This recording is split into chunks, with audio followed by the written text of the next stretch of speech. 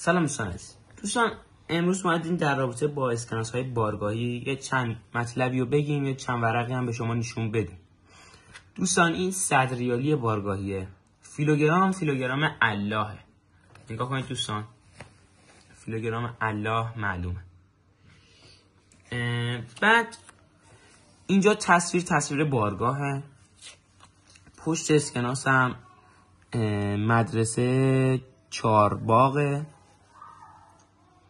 اسکناس قشنگیه، اسکناس خوبیه.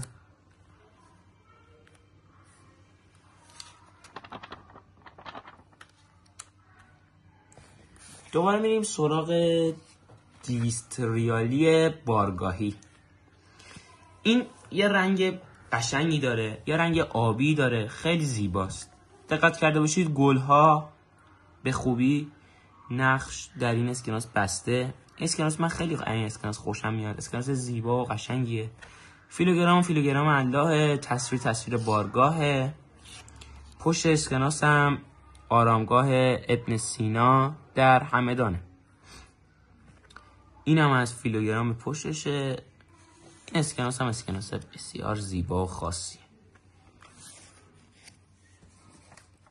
دوستان این اسکناس ما ویدیو قبلی با 1000 ریالیش یه پهلوی نشون دادیم.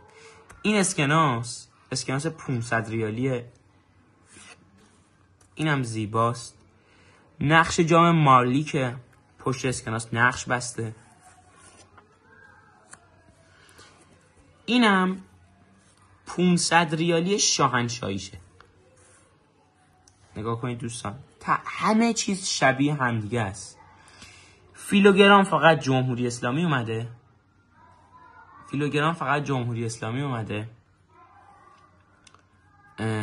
و بعد پشتش هم دقیقا همین جام مارلیک و این هم پشتش هم جام مارلیک.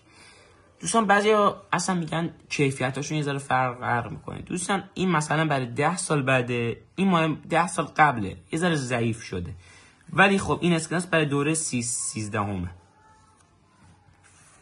خیلی زیبا نقش بسته.